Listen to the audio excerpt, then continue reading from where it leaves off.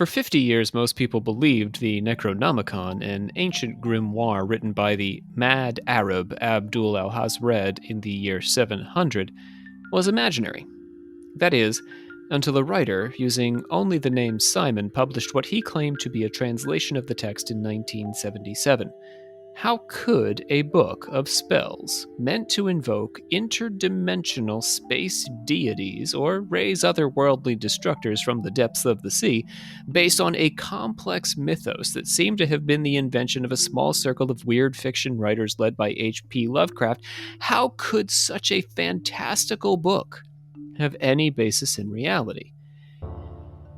If there really was a Necronomicon written in 700, well, how did Lovecraft know about it? And if there wasn't, why would Simon claim that the book was an authentic translation of a real ancient grimoire? Today on Occult Confessions, we explore the mystery behind Simon's infamous Necronomicon. My name is Rob C. Thompson. I am joined this day by both the Literal sisters, a winning combination, I think our listeners agree. Bree Literal, our metallurgic prophet. Hey guys. And Olivia, our Grand Master of the Order. Hello. Hello. We, the members of the Secret Order of Alchemical Actors, do solemnly commit ourselves to a full and honest telling of the history of the occult as far as we know it. All right, then. Let's get into this. Well, Olivia, let's do the plugs. Plug. Now, here's the thing about the plugs. We are no longer able to do patrons, so we're sort of plugging into the void right now. That's only because we're pre-recorded for the summer, so this episode was recorded a couple months before you're hearing it. We do want to remind you, though, to join Patreon, since we don't have the opportunity of sharing the names of the lovely people who have joined Patreon. Please hop on. We're adding hours of content all the time, and there are hours of content, many hours of content at this point. Episodes by both Bree and Olivia on the channel, and both Bree and Olivia are working on new Patreon episodes for later in the year. All right. Boo. I will say, I think it's fair to say at this point in the year that Darkpool is coming back. For those of you who were into that, yes, we have resumed work on Darkpool, and it will be out for the fall. So something to look forward to. And buy a t-shirt. There, that's 3 plugs. Close them up. Plug. Delightful. Okay, let's get into some Simon Necronomicon, shall we? Now, Olivia, you know your Lovecraft pretty well. Bree, how are you on your Lovecraft? I do not. You were in the Cthulhu show. I literally know what is limited to what you wrote on that script and what I looked up on Wikipedia about Cthulhu. But question... Wait, yes. It's too early for a question. No, it's not. We can question how she feels. All right, we'll do. Then you can, if you have a question, I'm happy to address it. I'm probably gonna forget it, to be totally honest. But it's all right. Totally ask fun. It right now. Ask it right away. Then we'll get to Bree.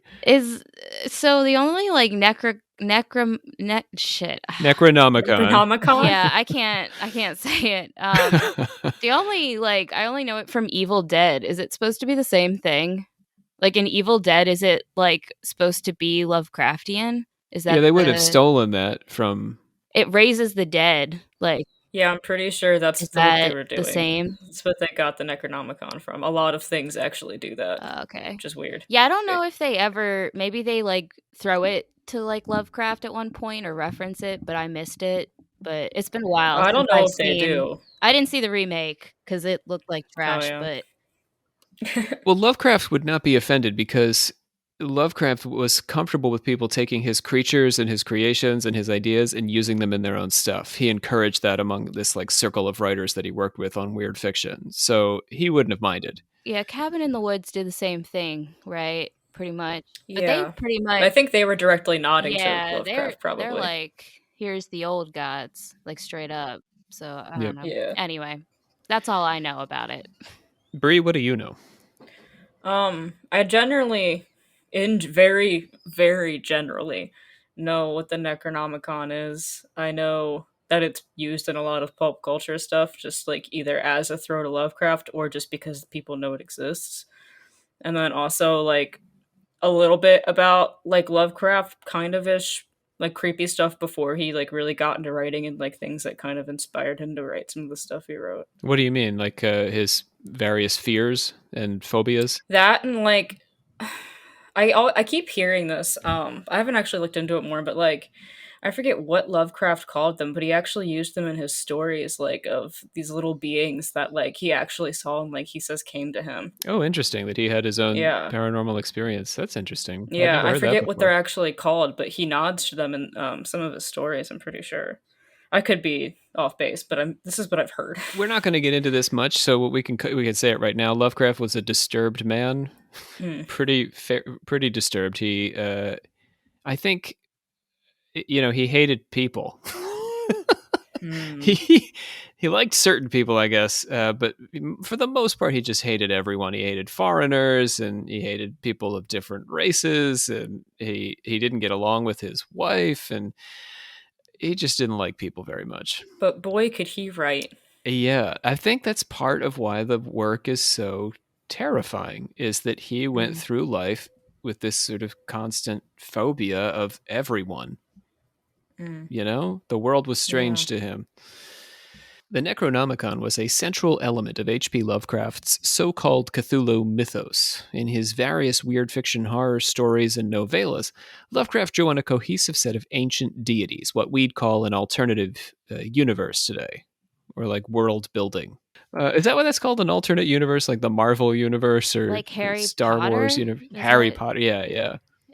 I mean, Lovecraft sort of invents this idea. I guess is there an English I guess term it would be for that? Yeah, I don't know. An alternate universe. Yeah, not in the. Yeah, it's an AU. It's an alternate universe. There you go, but not in the physics sense of the word. In a literary sense. Lovecraft encouraged other writers in his circle to expand on this universe in their own stories, as we mentioned. So he liked other folks to take his stuff and go ahead and play with it and make it their own. For listeners who are not especially familiar with Lovecraft's work, there are essentially two groups of otherworldly beings who interact with his human characters. Technically three groups, but we won't worry. We're only going to worry about two of them today. There are the outer gods who reside elsewhere in the universe, meaning not on Earth, arguably outside of our material dimension itself. These are ruled over by the blind idiot god Azathoth, whose dream is reality as we know it. He sits at the center of chaos, where he's attended by the sound of a thin, monotonous piping at all times. The second group is the Great Old Ones, gods who once ruled the earth but have since fallen into a deep sleep. His most famous creation is, of course, Cthulhu, a giant being with a cuttlefish head that sleeps under an island in the middle of the ocean. Cthulhu is not one of the outer gods, but a great old one. In his story, The Call of Cthulhu, people across the planet begin to have strange dreams of a monster awakening, and a ship happens across the monster's island as Cthulhu awakens. By ramming Cthulhu, a sailor causes him to disperse and return to his underground home, leaving the reader to wonder for how long we have staved off apocalypse.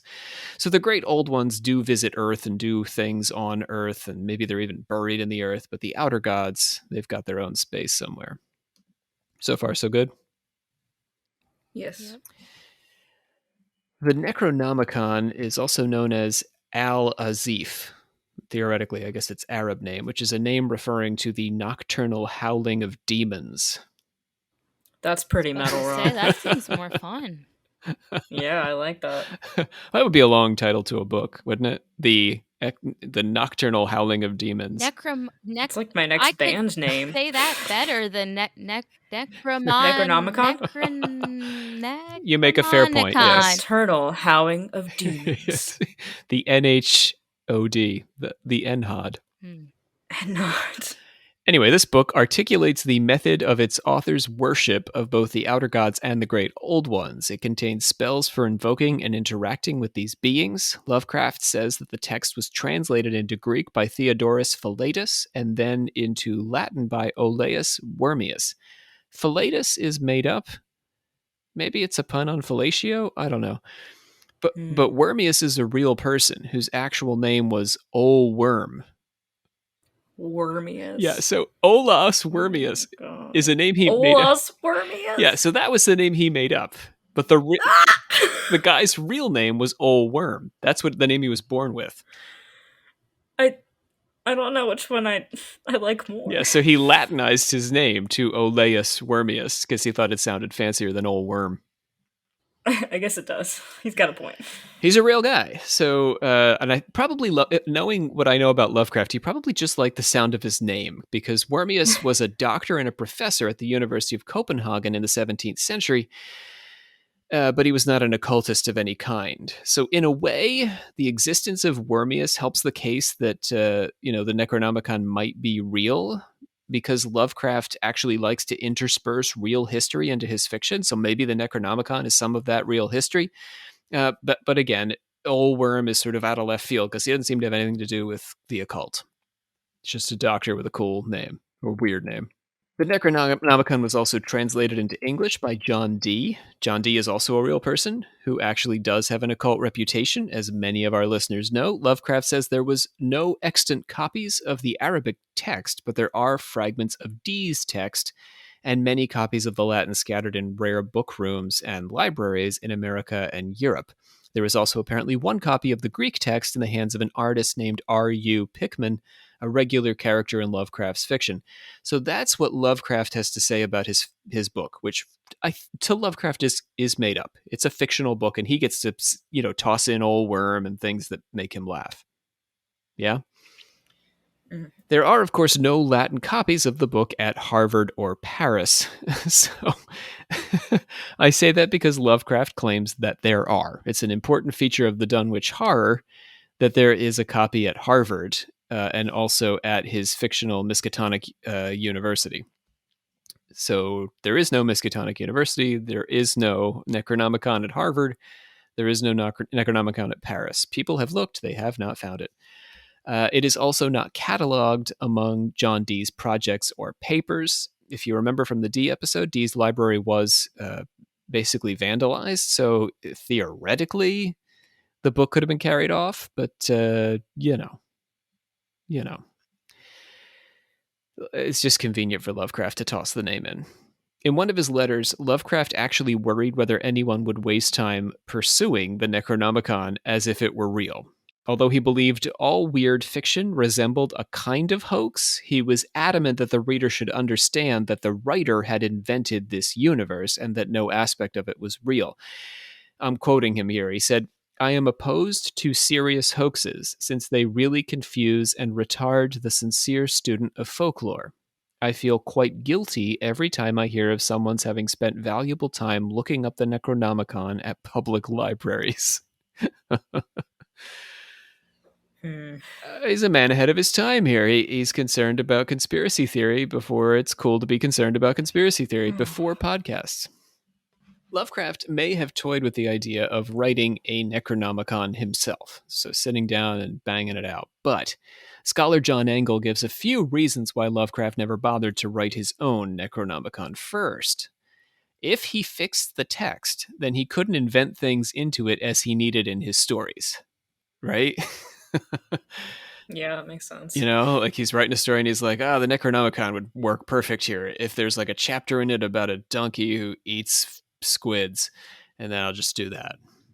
But he can't do that if he writes the whole text and publishes it. He can't add that chapter, and he really needed that whole donkey thing to complete there's no stories like that in Lovecraft. I wish. I picture the Dunwich Horror as a kind of like flopping around invisible spaghetti monster. So I feel like, yeah, there's that. Yeah. Yeah. Similarly, his collaborators couldn't have just used the Necronomicon however they liked. So Lovecraft wanted them, sort of like you guys are talking about with, Evil Dead and these other series. Lovecraft would have been sort of thrilled by this. But if he had fixed the text, then it couldn't so easily be appropriated by these other fictional worlds. Makes sense. You keep adding to the lore. More people can add to the lore, I guess. It's more about that world building, that alternate, that AU, than about fixing a text. Because he was way dead by the time. Oh, yeah. So that kind of says something. Lovecraft also, this is fun, he kind of a humble guy. He worried that he lacked the energy and the ingenuity to pull it off. He thought he'd get bored with it and quit. Amen, brother. We can relate. In any case, the Necronomicon was firmly part of Lovecraft's fictional alternate universe. That is, until 1977, when a man named Simon yanked it out of the fictional world and into the real world, when he claimed to have translated a Greek copy of the Necronomicon into English. As it turned out, according to Simon, the Mad Arab's text was not a guide to the worship of ancient and horrific space gods, but rather Sumerian gods. Still, says Simon, it is a truly horrific and dangerous work that should be approached with tremendous caution. So don't just go buy it for 99 cents off the bargain bin. Although you can buy it that way, it was published in paperback. That's how I read it. Since its publication, various investigators have questioned the authenticity of Simon's Necronomicon, the idea that a book everyone believed had been imagined by a man that many regard as the second coming of Edgar Allan Poe, that such a book should actually exist, was and still is a whole hell of a lot to accept. It's like finding out that the telltale heart really is beating under a house somewhere. or that there's a raven out there knocking on people's chamber doors. I hope so. Many wanted to believe in the book, which drove sales and prompted the production of, as I mentioned, a mass market paperback. But people like me, except older than me because this was the 1970s, wondered whether there was any way to reasonably accept this book as a genuine ancient text dating back to the year 700 or before. Now, before digging into Simon, I also want to note that the Simon Necronomicon is not the only Necronomicon to surface in the 1970s. It's just a caveat before we get into the book. Oh. That makes you sad? No, I just said, I was Oh. surprised. There's more than one. What is it about the 70s where they suddenly popped up? Oh, you could tell me that, Olivia, don't you think? The 70s. Right, I guess, come on. right, but... Yeah, it's that horror movies are going bonkers and haunted houses. And so, anyhow, Exorcist was, I think, 73, 74. Yeah. So, I mean, the culture, we're also going to get into in a second that the culture of occultism is taking off in the 70s in America. So it's just this like hotbed scene. So this is a good time. If you're going to write a Necronomicon, this is the time to do it. Yeah, I was going to say, LeVay, he opened his church in the late 60s? So that kind of matches up. Right. And, if we think about our conspiracy episodes, Johnny Todd and those characters, a lot of them get their start in the 70s complaining, or I guess, rabble-rousing over the fear of an occult menace, a witch cult coming for all of our throats. So in 1978, George Hayes produced his own version with an introduction by Colin Wilson and a significant contribution, if the book was not ghostwritten, by Robert Turner. This far less famous Necronomicon was actually much more faithful to its Lovecraft source material. And in 1973, a short pamphlet called Al-Azif, after the fictional writer of the Necronomicon, surfaced, written in simulated Syrian script. Say that 5 times fast. In short, Simon did not invent nor did he monopolize the concept of a Necronomicon, but he was the most commercially successful at it. And the Simon Necronomicon is usually what people think of when we talk about the Necronomicon as a real grimoire. So let's do Simon, shall we? In 2006, 30 years after the publication of the Necronomicon, Simon published a book called Dead Names, in which he told the story of how he'd come to possess and translate the text of the Necronomicon. His account was based on a series of real-life events. On the 16th of March, 1973, 2 Eastern Orthodox monks, Michael Huback and Stephen Chapo, were arrested for the theft and desecration of a bunch of old, rare books. Event number 1. This is about to get weird, so hang with me. There was also the formation of the Slavonic Orthodox Church by William Andrew Praski and occult author Peter Levenda, who were then teenagers having met at Columbia High School in the Bronx neighborhood of New York City in the late 1960s. Praski and Levenda split, with Levenda going to work at the Warlock shop in Brooklyn Heights for a man named Herman Slater, who was a fairly prominent player in America's occult renaissance in the 1970s. At the Warlock shop, Lavenda met the author Simon, or so he tells us. And Prasky, continuing to run the Slavonic Orthodox Church, connected with the book thieves Huback and Chapo and acquired what would become Simon's Necronomicon. You got me? So we got these two book thieves who are also Eastern Orthodox monks for some reason. They stole some books. One of them was the Simon Necronomicon. They passed that on to Prasky, who passed it on to Lavenda. And that's how it gets to us. And part of the reason that Lavenda and Prasky get involved with these guys, Huback and Chapo, is because they started their own, like Russian Orthodox Church, their own version, the Slavonic Orthodox Church. So I guess it's Russian Orthodox in flavor is what I'm trying to say. And they started it when they were teenagers. Can you imagine this? It's so wild. Yeah, it's a lot as a teenager. Right? Like when you're 17, what are you going to do? Join the marching band or start the Slavonic Orthodox Church? I was waiting to get out of youth I guess group. if I gotta pick. They were not only anxious to get into youth group, they wanted to start their own. Oh my God, I was waiting to turn 18 and graduate. No offense, mother, who doesn't listen to this, so it doesn't matter.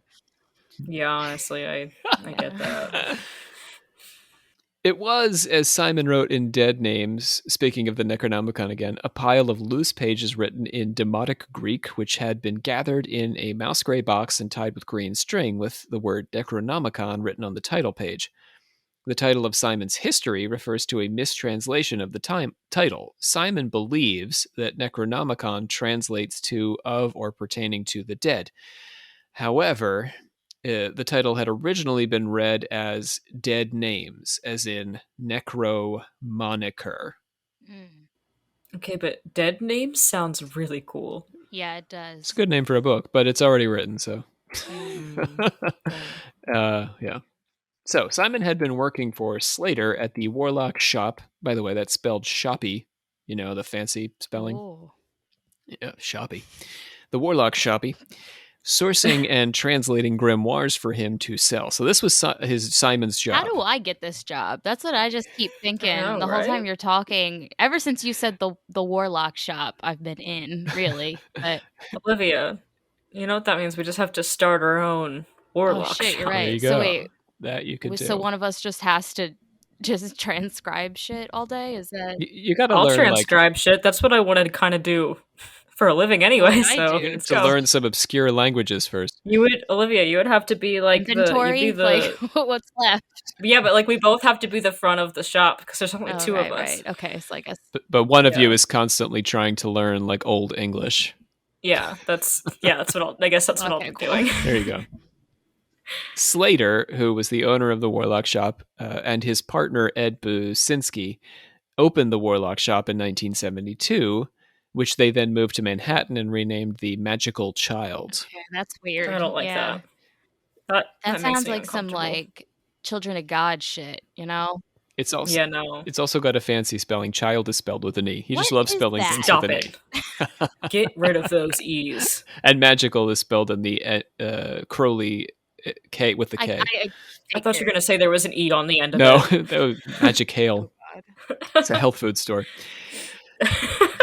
The puns are us here. That's so bad. But you liked it. I know I did. That's why it's bad. The store was a center for a lot of neo-pagan and ceremonial magic, and according to Simon, was central to the resolution of conflicts between and within various covens, which were popularly called the Witch Wars of the 1970s. Oh my God. The Witch Wars sounds super cool. Yeah, so there was all these covens arguing over like doctrine and stuff. I know that, Olivia, you're probably like, well, Rob, the Witch Wars, we should do an episode on that. But no, they're so lame. It's like no hexing or anything. Yes. It's all like debating. Is that? Yeah, it's all debating. Just talking about texts and being like, well, this means this. No, it's just one big disputation. Is that? There might be hexing involved, but the hexing is based on disputation. So it's just like at the Council of Nicaea. It's just people arguing over whether God and Jesus are the same or one came before the, you know what I mean? Oh, God. It's a theological argument, the Witch Wars. So Slater saw huge potential in publishing and selling a Necronomicon, regardless of whether it was genuine, and Simon solicited two translators who worked on separate parts of the book without knowing the name, because he didn't want them to know they were working on this big, fancy, scary Lovecraft book. Okay. The book was first published by Larry Barnes, who produced 666 leather-bound editions. I'm sorry? That's a Wait, lot did you of say leather. 666? Yes, of course, Okay. 666, because he, I guess marketing. Yeah, that's true. And then 1,275 cloth-bound copies, I think just to round out close to 2,000. Okay. Barnes then distributed those to various shops out of the back of his car. Oh, God. That's how the Book of Mormon got started. It's just Joseph Smith going around in his Dodge, passing out copies of the Book of Mormon from his trunk. Just like imagine you're a cop, like driving by, and you're like, "Oh, it's a drug," like and you're just like, you go to bust them, and it's just what's in the trunk? Yeah, just a bunch of grimoires. that's yeah. Anyway, yeah, it's a sad day for that cop. After 3 editions in March 1980, the book was picked up by Avon and turned into a mass-marketed paperback, as I mentioned. Some observers have noted the similarities between Peter Lavenda and Simon. So Peter Lavenda was supposed to have been, connected up with the bookshop, and Peter Lavenda is responsible for sharing Simon's book with the world. But most people think that Peter Lavenda is Simon. He's just told us since 1977 that Simon is a different guy. Okay. Got me? Oh, okay. In Dead Names, Simon has deep insight into Lavenda's psychological state. So Simon writes a couple of books. He writes the Necronomicon, and then he writes the history of the Necronomicon, this book, Dead Names, that we've been talking about. But when he's writing Dead Names as Simon, he's talking about Peter Lavenda as a separate guy, and all these other characters we've been talking about, the book thieves and all this. He knows a hell of a lot about how Lavenda feels. When Lavenda broke up with Prasky, for example, Simon says Lavenda would never trust Prasky again. Oh, well, how the hell would he know? I can't say that about any of you guys. If you have an argument, I can't be like, Bree will never trust Jacob again. Oh my God, I can't imagine. How would I know? Right? That's seeing personal. inside. He wanted that documented. His grudge documented. Right. Lavenda is also a noted author in his own right, having published something like a dozen books on the occult. And the line between Lavenda and Simon blurs in Dead Names. They are both working for Slater at the time the book materializes. Both are somewhat estranged from Prasky, and both have a history of occult study and practice. I find this so blurry that when I started talking about the difference between them, I had to remind you that they were separate people. Okay. In an article on the book, Joseph Flatley points out that Simon's bio on Coast to Coast AM, Coast to Coast AM, for those of you who don't know, was like the original Occult Confessions back in the day. I don't even know if it's quite our thing. It was a paranormal show that would have UFO people on, and Bigfoot people, and ghost people, and people like us on the AM dial. Art Bell was the host. Anyway, he interviewed Simon. And Simon's bio on that more or less exactly mirrors Peter Lavenda's bio. When Simon gave the interview to disguise his identity, he dropped the pitch of his audio. So Joseph Flatley just went back with the audio, plugged it into an audio editor, and adjusted the pitch back up. Oh my God. Right? I mean, it's easy enough to do. And he got what he says he believed to be Lavenda's voice. More directly, Lavenda is the copyright owner for the books. And Alan Cabal, a former child actor and player in New York's cult scene between 78 and 90, has said that Lavenda is Simon.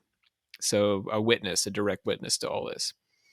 For all that, whenever anybody asks Peter Lavenda if he is Simon, he always denies it. So he really wants us to invest in this idea that the Necronomicon was translated and published by this mysterious character. It gives it, I think, a lot of extra panache, right? It's part of what made the book famous, is all this smoke and mirrors around it. Okay, so we're probably tired of the history of this book. Shall we talk about what's in it? Dead people names. The names of the dead. How to summon a squiggly monster. A Sumerian god. Squiggly monster. If there's Rob. not dead names in this book, then So here's the thing. So the dead names was actually a mistranslation of the title. oh my god. So no, sorry, no dead names. But as far as the squiggly gods, that's the other versions of the Necronomicon, Brie. It's not the Simon Necronomicon, which doesn't really follow Lovecraft. Well, what am I here for then, Rob? You're almost here for Ghostbusters, because if you're familiar with the first Ghostbusters, Oh my god. they are ancient Sumerian. Right. It's Gozer, right? It's Yeah. ancient Sumerian god. Essentially, we're looking at. You know what? I wouldn't be surprised if Dan Aykroyd got the inspiration for Gozer from this book. That's kind of crazy. Isn't it? Let's do this. So, Simon openly professes 2 points of evidence against the authenticity of the Necronomicon. First, that there is no original, or rather that the original is inaccessible to scholars. We were given the right to translate and publish the work with as much additional and explanatory material as needed, but not the right to hold the MS up to public inspection. So there's no original book you can find. It's disappeared. Since the book was stolen, it's unclear who exactly gave Simon permission to work on the book. And he returned the manuscript soon after finishing work on it to wherever it came from. So you can't call Simon up and say, "Can I see the original?" And no one has seen the manuscript since. In Dead Names, Simon explains that he's made a photocopy on a liquid copier, and that 10 years later, the ink had completely faded off the page. How convenient. You can't I see had the to think original. about a liquid copier for a minute there. Yeah, I didn't get it either till he said the end of the sentence and I Yeah. put it together. I was like, what do you mean a liquid copier? Like, What's the other type of Well, copier? Yeah. our copiers, I think, are a bit more reliable today than they were. So this is essentially like Oh, well, what we yeah. would call a ditto, which dittos were printed with wax, and they would fade from exposure to direct light, sometimes within a matter of hours, because they were printing with wax instead of ink. but why is it liquid then? I think the wax is the liquid. But I feel like ink is a better liquid. When did we stop using typewriters? That is so left Sorry, field. but Well, the 70s were when the It's word not, processor, though. I think, was invented, and the word processor really took off in the 90s, so sometime in there. Jessica Fletcher uses one on Murder, She Wrote. yeah, well, I was just thinking in the 70s, people I think are still Yeah, they using were them. still it. I don't know why that mattered to me in the They had I was copy just machines, concerned but about not word the processors. liquid. Okay. Yeah, well, the liquid made me think of anyway. I Second. get it. I understand. Second point, Simon says the text is profoundly dangerous. There are no effective banishings for the forces invoked in Necronomicon itself. Persons of unstable mental condition or unstable emotional condition should not be allowed under any circumstances to observe one of these rituals in progress. This is definitely not a Gilbert chemistry set.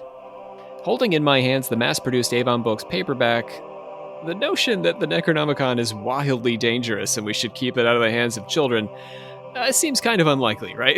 It's out of the bargain bin in Walmart. It was sold in Barnes & Noble, it was sold in Borders, it was sold in Walden Books.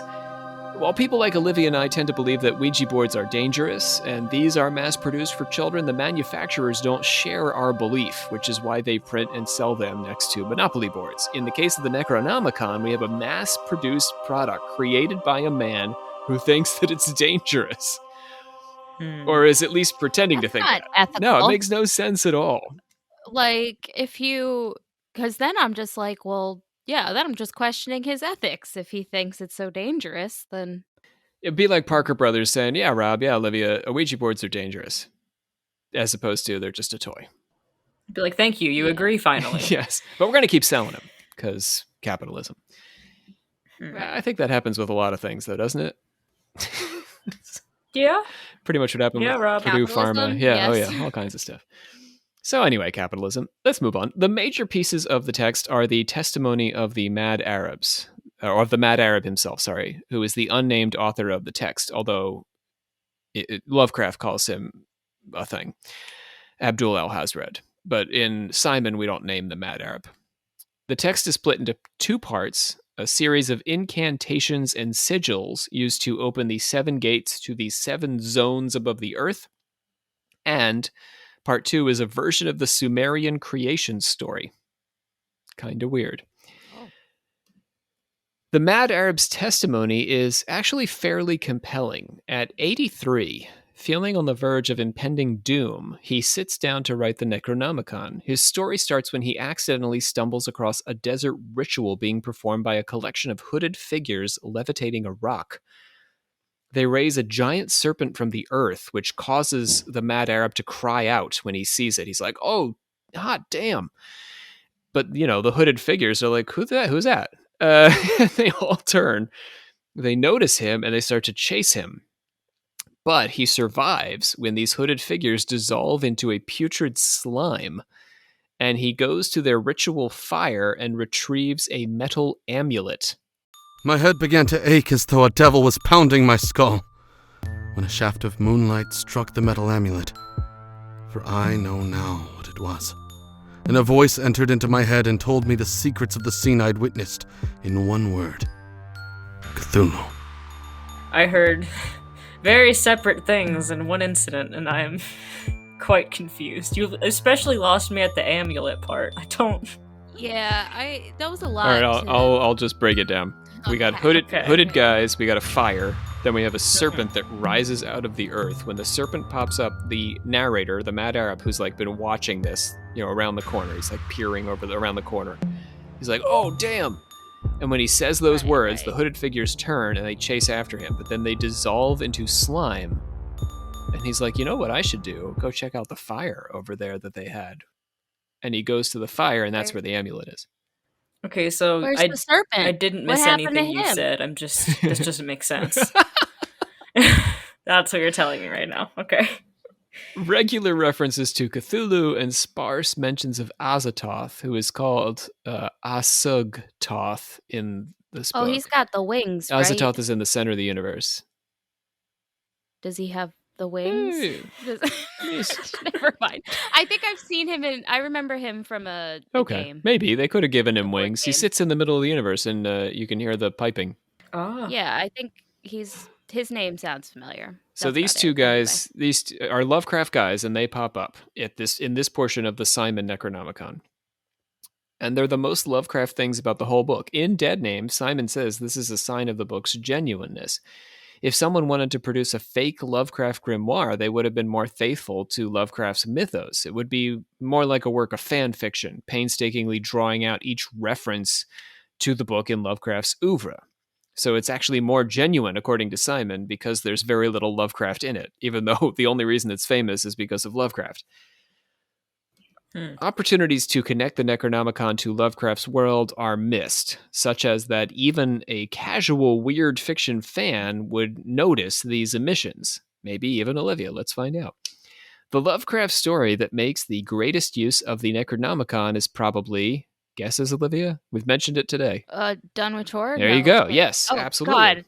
I think I have read some of Dunwich Horror before. I feel like for your class we did or something. We worked on it last summer.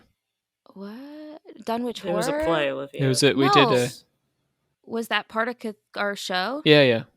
Oh, okay. Anyhow. I didn't know that. I just thought our show was just like the one. Anyway, whatever. In Dunwich, well, you're right. So in Dunwich, let's ride on that. Let's ride on that great success. The Dunwich Horror, the Necronomicon services, the book is sought by a child who is a hybrid of one of Lovecraft's outer gods, namely the blind Azathoth's omniscient partner, Yog-Sothoth, who is the progenitor of Cthulhu. So all these old gods. In the Dunwich Horror, Yog-Sothoth fathers twin children by a human woman, both of whom are ultimately destroyed in order to preserve humanity, if not the fabric of space-time itself. One of the twins is more human and goes to fetch the Necronomicon from the Miskatonic University Library so that he can invoke his daddy.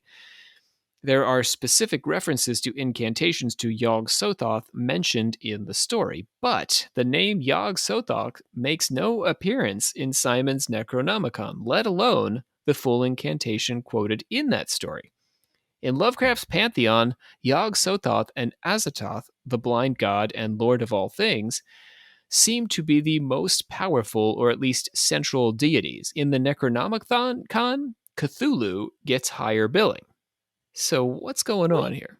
Wait, we didn't do that in Call of Cthulhu. That was not in our show. It was a The separate show. Twins It was a and separate We show. did it as a Olivia. completely it was a separate- follow-up. Yeah. Well, I didn't do that, so why are you acting I like think I should you know? were. You did lines for that. Oh, well, if you just sent me to do... With was that Mims. the- You did it with Mims. It was Oh, recorded. well, you it was know... a recorded thing. I didn't know what I was doing those lines for, remember? You'll read anything. I just got sent Anything we lines send and you, I yeah. just put them back out. We have Anyway. Olivia record all sorts of weird stuff. I'm okay, guys. She Like, I makes swear, requests I'm- for... She requests ransom and stuff. She'll just read whatever we send her, and then we pitch it out. I- Put the money in the bag, she says. What is this for, Rob? Don't worry about it. It's a show. Yeah, I got paid for that. Sure. She's wanted on 4 continents right now. Connection with kidnapping. Oh my god. Okay, so instead of... So I'm saying that Yog Sothoth and all this stuff that's in Dunwich Horror really have to be in the Necronomicon, because that's the only thing Lovecraft has said explicitly is in the Necronomicon, but it's not in Simon's Necronomicon. In fact, the hierarchy of the gods is completely ignored, and Cthulhu, which is spelled Cthulhu, Kutulu, comes up over and over and over again. So Cthulhu instead of these higher gods. And then Simon picks and chooses spare elements from Lovecraft, suggesting that this gets it the wrong way around. Lovecraft picked and chose spare elements from the real Necronomicon in writing his fictional texts. You got me? Yes. Yeah. First, Simon's point is well taken. Whoever wrote the Necronomicon doesn't seem to have known much about Lovecraft outside of his most famous story, The Call of Cthulhu. In this way, the cuttlefish-headed Cthulhu is like a marketing ploy which only works for a mass audience if they don't have to know a whole lot about Lovecraft's mythos to appreciate the book. Like Olivia, you know Cthulhu, but the rest of it, it's a lot. True. If you know anything about Lovecraft, you know freaking Cthulhu. So, the Necronomicon gives you plenty of Cthulhu without having to get into all that other bizarre ancient ones and eldritch gods and colors out of space. Leave all that aside. I see. Better marketing. References to Cthulhu are scattered throughout the book in such a way that just as the reader may start to forget there's any connection to Lovecraft whatsoever, it's brought gently back. It's worth mentioning here that Cthulhu is not listed among the ancient deities of Babylon, Assyria, or Sumeria, which is particularly odd, given how otherwise faithful Simon's Necronomicon is to our understanding of Sumerian mythology.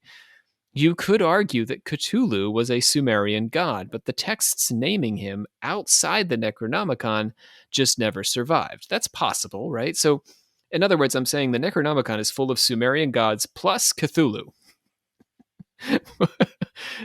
Which is weird. That is bizarre. But what if Cthulhu was really a Sumerian god and, we just don't have any of those texts? In my opinion, though, I'm really being very generous here. That is really too convenient. Why, of all the gods mentioned in the Necronomicon, would the most marketable and Lovecrafty among them be the only one who didn't survive among the artifacts of ancient Babylon? Yeah. The simplest answer is that Cthulhu is taken from Lovecraft's pantheon and grafted into the Sumerian pantheon for marketing reasons. Simon makes a passing effort to link Cthulhu to the Sumerian god Apsu, but Apsu is a primordial father god, which is actually a better link for Lovecraft's Azathoth or Yog Sothoth. So Cthulhu just doesn't make any sense in this context. Is he still trying to, bring about the end of the world kind of shit? Is he still on that? Not in Simon's Necronomicon.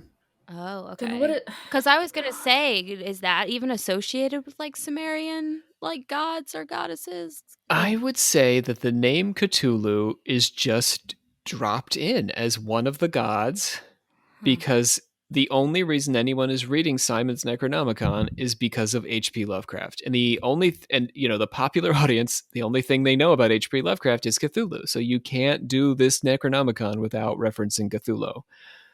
Even though Simon really could care less about the Lovecraft mythos, really, honestly. And I feel I don't know how I feel about Simon and that whole thing. I I'm don't annoyed at the moment. To be frank, it annoys me. I don't know. Aside from the word Cthulhu, the only other major element borrowed from Lovecraft's mythos is the Necronomicon itself. Lovecraft's Mad Arab also surfaces as our compiler and narrator, although Simon quibbles with Lovecraft on his name. Lovecraft's Arab is named Alhazrad, but Simon points out that such a name would make no sense in Arabic, and so Simon's Mad Arab is nameless. At least I feel like, I don't know, call me crazy, but trying to name him feels better than just calling him the Mad Arab, right? Yeah. That seems a little rough, Simon. I don't know. Give the man a name. Yeah. Nevertheless, we're left with the weird situation that if Simon's Necronomicon is what it claims to be, then the weird fiction writer Lovecraft somehow knew about this very obscure book enough to incorporate several elements from it into his stories, making up some others as needed. The making up of details is not so strange as the knowledge of the book at all. Keep in mind, because, right, Simon is the first person to let anyone know that this exists, right? But Lovecraft would have also had this very secret information. Since Lovecraft's death, everyone has believed the Necronomicon was entirely his invention, including scholars of ancient civilizations. So there is no one on God's green earth who has happened across this book except for Simon and H.P. Lovecraft. Yeah, maybe Peter Lavenda, who is also Simon. But let's get back to the Arab story. After his encounter with the sorcerers, those guys who steal books, they totally, those guys too. After his encounter with the sorcerers, my guys with the fire and the serpent, and so we're back to the Mad Arab and what his life is, yeah? You with me?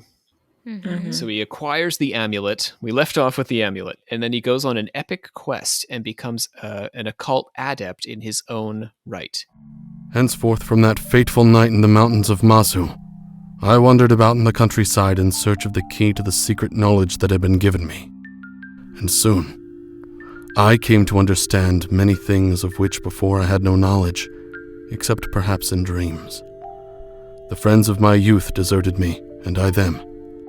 When I was 7 years gone from my family, I learned that they had all died of their own hand for reasons no one was able to tell me. Their flocks had later been slain as victims of some strange epidemic.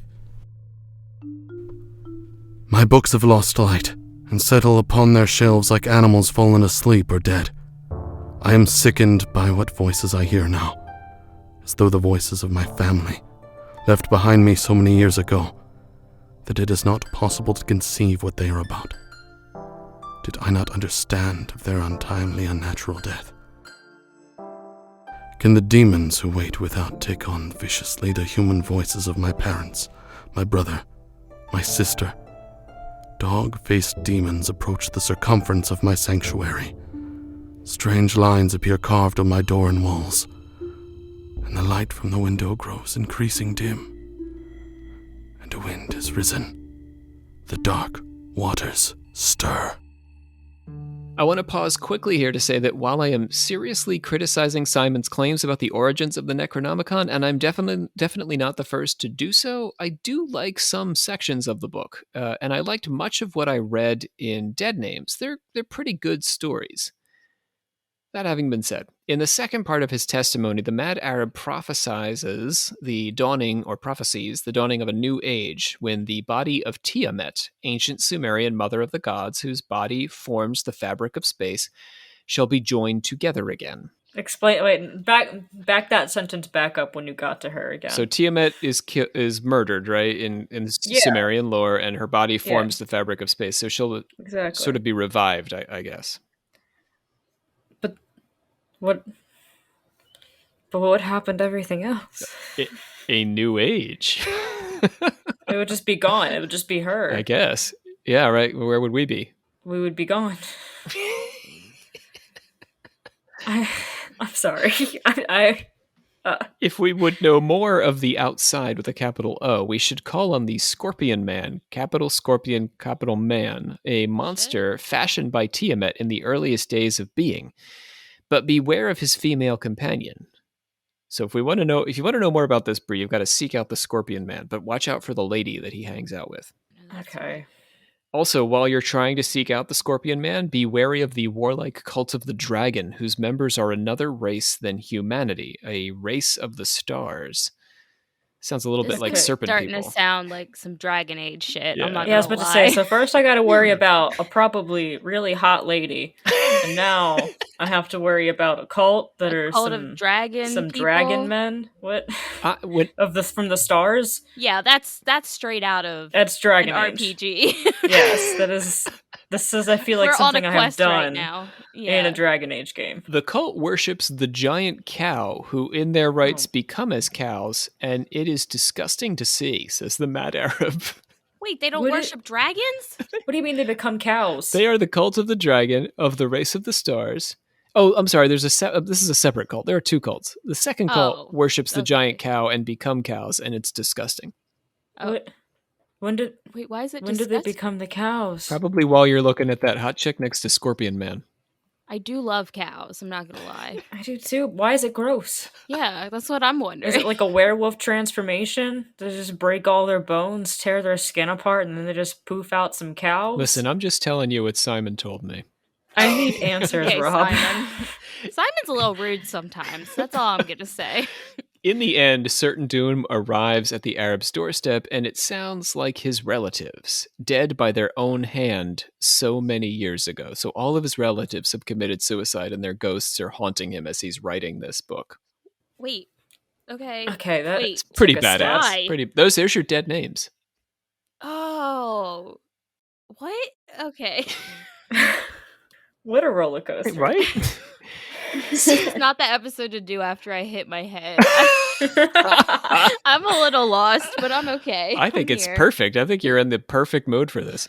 God, okay. True. Sigils and incantations do not make for great podcasting, so we're going to go ahead and skip the 7 gates and go right on to the creation story, unless you guys want to hear me do incantations and draw things for a while. I really, personally, I love it. love that, Rob. I love a good creation story. Okay, personally, so- all right, let's move on. Okay. Well, Bree, I'll do it for you off the air. There you go. Thank you, Rob. Comparing the Necronomicon's mythology with what we know of ancient Sumerian mythology, it's pretty well on the mark. This doesn't mean that Simon is peddling Sumerian mythology as a unique creation of the Necronomicon. He owns that much of the Necronomicon is just Sumerian myth regurgitated. This is intentional.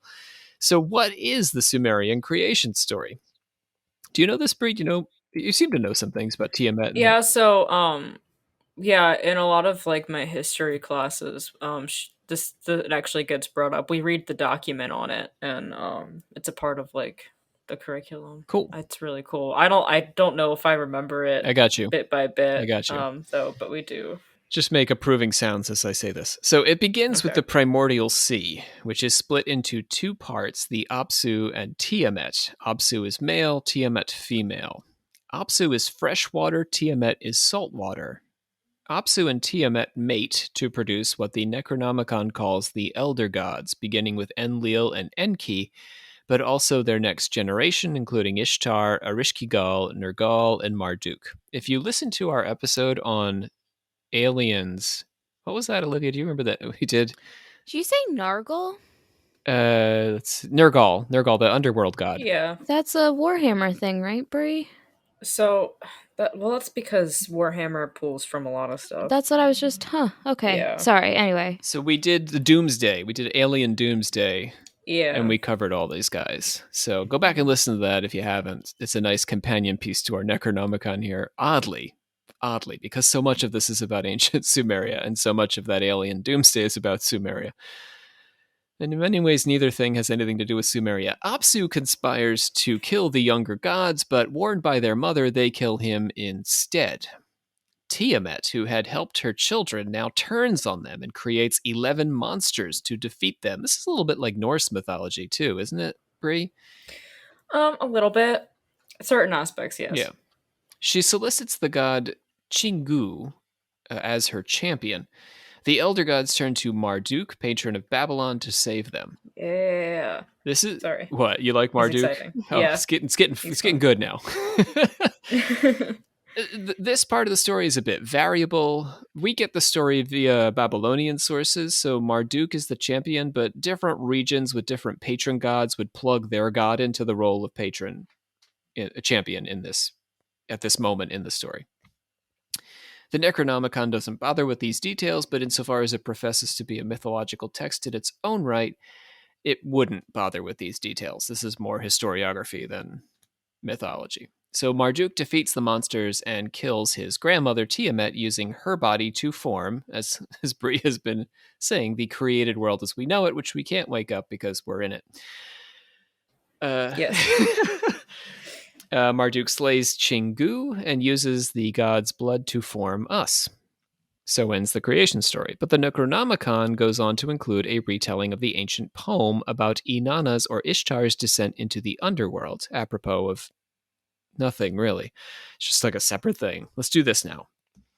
She goes to visit her older sister, goddess of the underworld, Ereshkigal. She is stripped of her protecting jewelry and clothing and approaches her sister's throne naked, and her sister has her killed and strung up on the spot.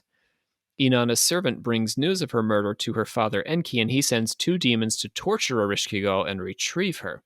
The demons do their work, and Ereshkigal gives her sister's corpse to them. They give her the food and water of life, and she is revived. Although this isn't as clear in the Necronomicon, Inanna must send her sister a replacement for herself and chooses her lover, Dumuzi, who is the only one of her inner circle not dressed in mourning for her passing. You got me? So after Inanna's revived, Ereshkigal, her sister's like, okay, so fine, I gave you up. You need to send me some fresh meat. And Inanna looks around and she says, well, that guy, he doesn't seem sad enough that I'm dead. He can go. I see. That's funny. The Necronom makes reference to Dumuzi replacing Inanna, but the story of how and why is completely left out. The inclusion of so much Sumerian mythology near the end of the text speaks to its frame of reference and also its influence. The Necronomicon has imagined an ancient Sumerian grimoire and used Lovecraftian marketing to sell it to a mass audience. Let me repeat this again, because this is really the whole moral of the story here. The Necronomicon is basically an imagined version of an ancient Sumerian grimoire based more or less faithfully on what we know of Sumerian mythology. And for whatever reason, it has just grafted Lovecraft onto the cover and some of the framing in order to make it more marketable to more people. It's kind of weird, but like I also get it, but I also just don't kind of like the way Simon did it. I don't know. I'm disappointed. It makes me feel weird. Maybe for like copyright reason, but it's also not like I don't know. Because it's weird. ancient Sumerian myth. Nothing could be more out of copyright. I guess not that. I guess I'm thinking like Cthulhu. Oh, yeah. Like there's certain things where it's like, oh, Simon, are you going to take that and then say Lovecraft who? Like, I don't know. I don't think it's exactly what Lovecraft had intended because he claims it's real. Lovecraft would not have been okay with the hoaxing aspects of this. The spells and sigils and incantations are all based on Sumerian sources. Clearly, Simon has a passion for Sumerian lore. Why doesn't he just write books on Sumerian lore? Yeah. I don't think it would be as appealing. I disagree. I guess. Was it like Lovecraft was still hot then, right? You were like, it was still Lovecraft I think has never stopped being hot. He's never as hot as Poe, but Lovecraft is definitely has more name recognition than Ereshkigal. The Sumerians are sexy. What's wrong? I don't get it. Sumerians are sexy. You heard it here. You heard it here from me. The mad Arab Cthulhu and the name Necronomicon have all simply been included to update, syncretize, and ultimately sell this Sumerian-inspired text. There's even a chart of comparisons in the text linking Lovecraft's entities to Sumerian gods.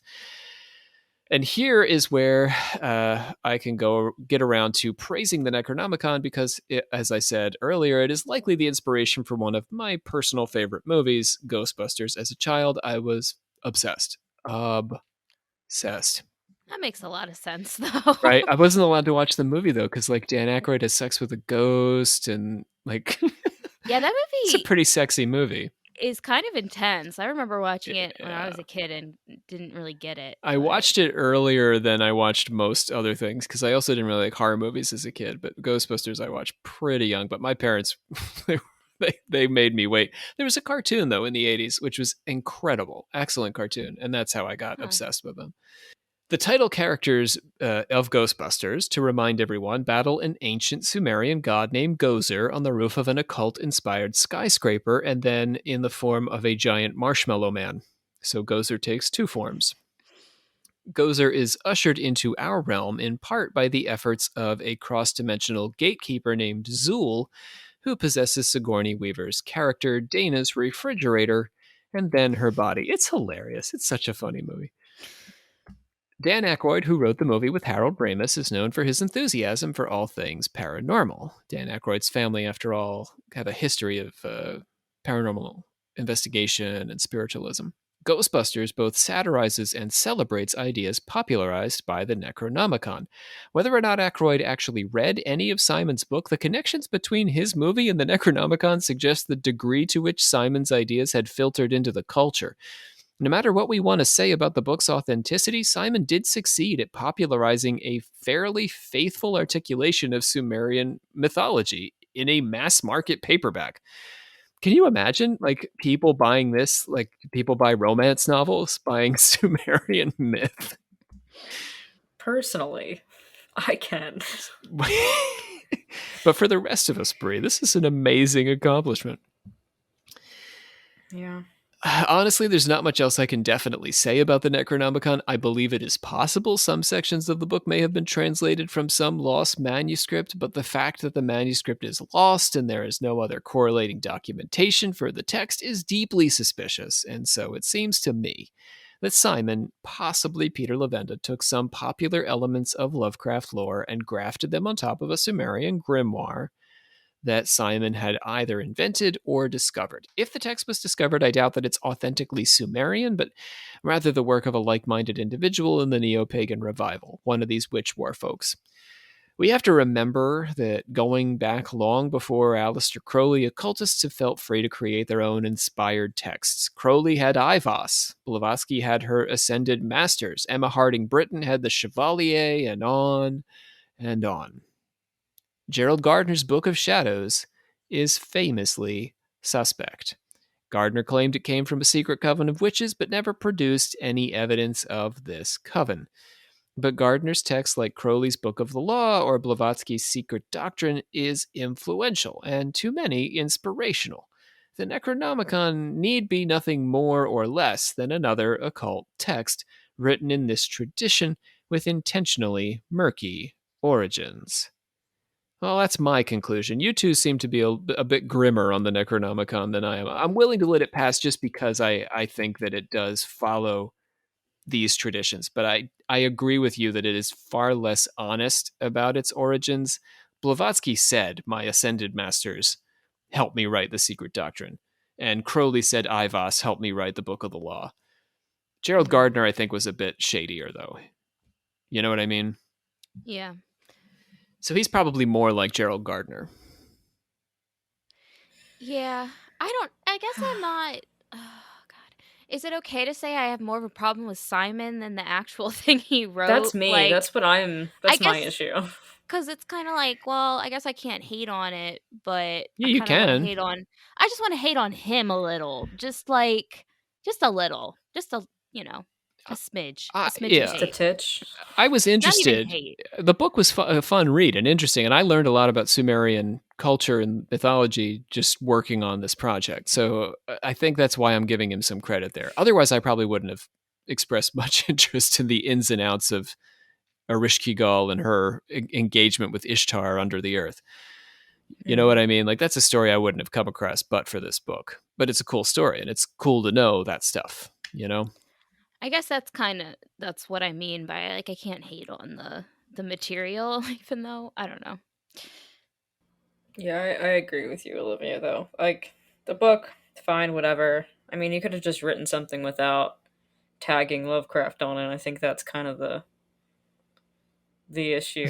I don't know. I just don't like how he handled I don't know. I just don't like how he handled the book that he created, I guess.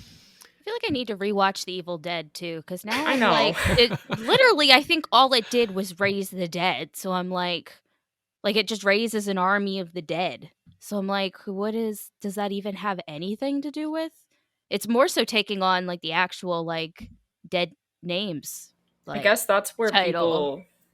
maybe that's where that is from though, when people like use it in that sense, other than, being a pull from Lovecraft. They kind of take it for like the misnomer rather than the actual like title and book.